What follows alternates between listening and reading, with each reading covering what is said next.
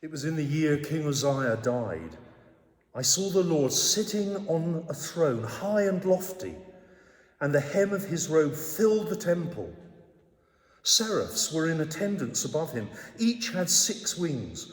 With 2 they covered their faces, and with 2 they covered their feet, and with 2 they flew. And one called to another and said, "Holy, holy, holy is the Lord of hosts. The whole earth is full of his glory." The pivots on the threshold shook at the voices of those who called, and the house was filled with smoke. And I said, "Woe is me! I am lost, for I am a man of unclean lips, and I live among a people of unclean lips. Yet my eyes have seen the King, the Lord of hosts." Then one of the seraphs flew to me, holding a live coal that had been taken from the altar with a pair of tongs. The seraph touched my mouth with it and said, "Now this has touched your lips. Your guilt has departed and your sin is blotted out." Then I heard the voice of the Lord saying, "Whom shall I send? And who will go for us?"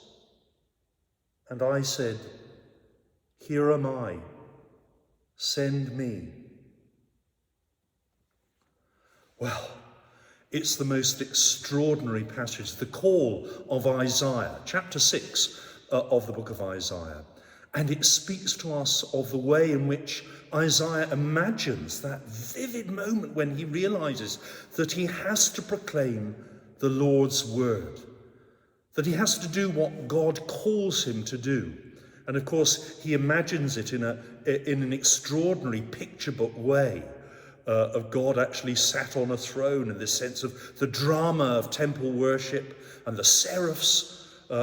I've always been a bit worried about the seraphs. I wondered if they get the wings sort of caught up with each other. But it's an extraordinary image. It gives us a sense of the majesty with which we can inhabit our own faith.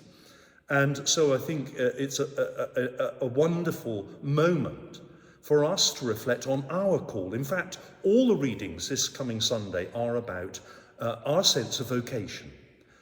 In Isaiah, and then in one of Paul's letters, and then Luke's call of the Lord to the disciples. And I think for each one of us, it's a sense of knowing what God calls us to do. Each one of us has a different vocation. Each one of us has a way in which we can convey the knowledge of our faith, the way that we understand ourselves to be loved, and then to overflow that love into the world, and then to transform the world. And I know I keep saying it, the world needs transformation, doesn't it? My goodness me. But what a wonderful gift. That sense of the fire on the tongue which Isaiah gives us, where this burning coal is put on it. Jeremiah has another wonderful, wonderful call. He says, "I'm only a boy, I can't do it." But actually each one of us is treasured by God. And I think that gives us the sense that we should always think about the way in which we are able to live our faith day by day and to transform the world. It might only be in tiny ways, but that is our gift. So a little thought and wonderful imagery for this coming Sunday. Do join us for worship. It's quite a busy Sunday. 8 o'clock, 9:45, that'll be live streamed on Zoom as well. 11:15, the informal family worship, and then a lovely choral evensong at 6 o'clock in the evening. That will also be live streamed. Do join us for any of our worship. You know we'd love to see you. If you join us online, www.holytrinitycookfield.org, and just tap on the blue button. But remember, my friends, you are called, you are part of a holy priesthood, a holy people, the fire of love, has been placed upon you by the knowledge of what Jesus Christ achieves for you. God bless.